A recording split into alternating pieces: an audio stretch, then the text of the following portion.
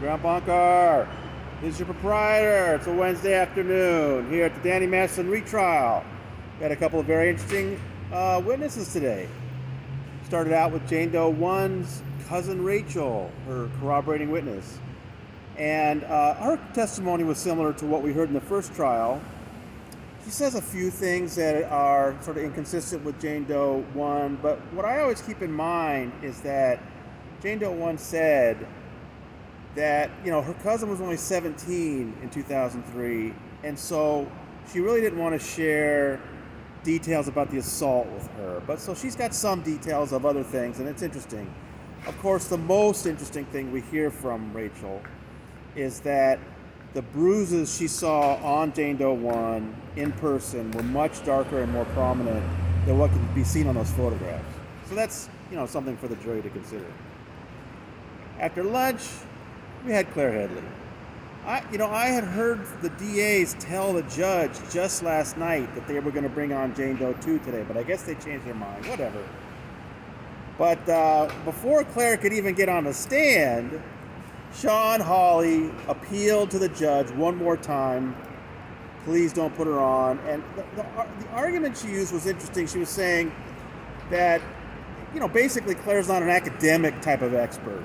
But Judge Almeida was ready for that. She said, in some cases, just being a member long enough can make you an expert of an organization. And particularly something like Scientology, which discourages going to college, then especially so. So she was ready for that, and she waived off that objection.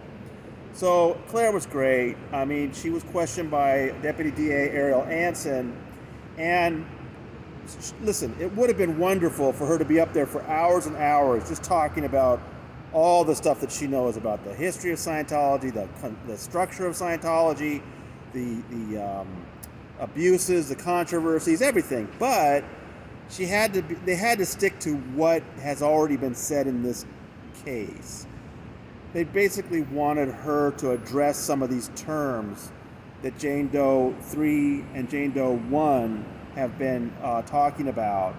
So things like ethics officers and handlings and suppressive people and, the basic ethics stuff that they put these women through because they were victims of a violent crime and particularly a victim of a celebrity. So Claire, yes, she was confirming all of these things, what ethics protection means, especially for a celebrity, how reports are prepared, what's the difference between a knowledge report and a things that shouldn't be report. Just wonderful Scientology arcane nonsense for, a good hour and a half or so. Really, really good stuff. And then Sean Hawley got to cross-examine her. And, she kind of went after the expertise thing in a different way. She was like, okay, you were in Scientology 30 years, but you left when you were 30. So that means that some of that you were a baby and a child. And Claire had a good answer for that because, okay, sure. I mean, when she was 10 years old. But she, when she was 16, she was already an executive in Scientology working 80 hours a week. So yeah, by the time she was 30 and left, this person had been highly trained in the most arcane policies of Scientology. And I don't know, I thought it was, Sean Hawley had to walk kind of a fine line because she's Danny Masterson's defense attorney. I don't think she really wants to come off as a Scientology attorney. So, I mean, her questions, I don't know, she was basically going after some, qualifications, but also the fact that, Mark and Claire had sued Scientology. So they left Scientology in 2005, January, I believe it was, and then they filed a lawsuit in 2009, and it was dismissed, and they appealed, and they lost. Now, what Claire wanted to say about it, and they didn't really let her, was that the appeals judge that issued the final ruling said, there's no doubt you were abused. They were suing as Sea Org members who had basically been sort of held against their will. They were trafficked. They were abused. And the judge said, you were abused. There's no question. But they had sued under a trafficking statute that can be really tough to win on. And he is, I remember reading that appellate ruling And he was essentially telling them that you really should have filed under a different law, that was a legal mistake. It had nothing to do with the facts. There's no question of what the facts were, but that it was legally not a great path to take. So that was what happened to their lawsuit, and then they were left with a attorney's fees bill in the 44,000, something like that.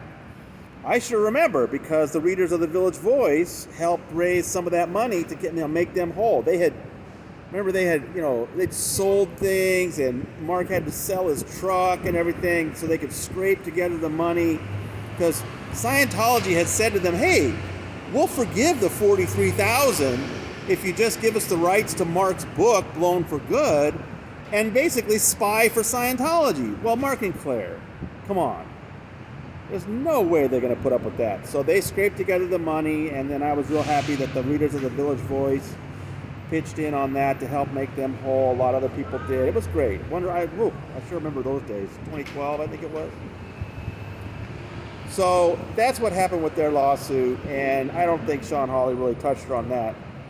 She brought up, however, that she's involved in the Aftermath Foundation, and also that she was in the audience of the finale of the Scientology in the Aftermath Leah Remini show, which featured Jane Doe 3. So, I mean, Hawley was saying, listen, you're saying you don't know the case, you're just here as an expert about the policies, but you were there at the show when she was talking. And so that was, she basically said, I just don't remember what she talked about. I've never had a conversation with her. I don't think she was that this was really hurting her credibility at all. She was asked about the Aftermath Foundation and what it does, and then Sean Hawley pointed out that a board member of the Aftermath Foundation was in the back row. That's Aaron Smith-Levin. And then she said, well, weren't you on a podcast talking about this case? Weren't you on Mr. Ortega's podcast? And I remember what that was. After the first trial, of course, they had not allowed Claire to testify in the trial. And so I was just curious, what would she have testified to if she were allowed to? So that's what we talked about on the podcast, basically what she testified to today about ethics policies and that kind of thing. So that's what she explained. She says, no, I wasn't talking about the case. I was talking about what, Scientology's policies I would have talked about. And again, I just don't see that. I mean, we'll see what they try to do with that on closing statements. Claire was on Ortega's podcast. You can't believe a word she says. Whatever. So that was really fun and interesting. And then the prosecution wasn't ready to put on another witness today. They ended very early. So we got out early. Tomorrow, who's coming on? I don't know. Are they now going to bring on Jane Doe 2 and have her start and then have to wait 4 days over a 4-day weekend for her to finish? I guess they could. Their alternative would be to put the toxicologist on or something, but I think that's what they're going to have to do. We'll see. We'll find out tomorrow. No point in guessing. We'll be there. So Claire Headley, she did a really fine job. It was very fun seeing her in court. And,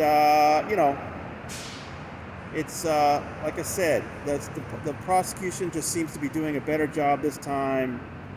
And we'll see. It's hard to know with this jury. You never know. All right. From the Claire Shortridge Foltz Criminal Justice Center, this is your proprietor, signing out.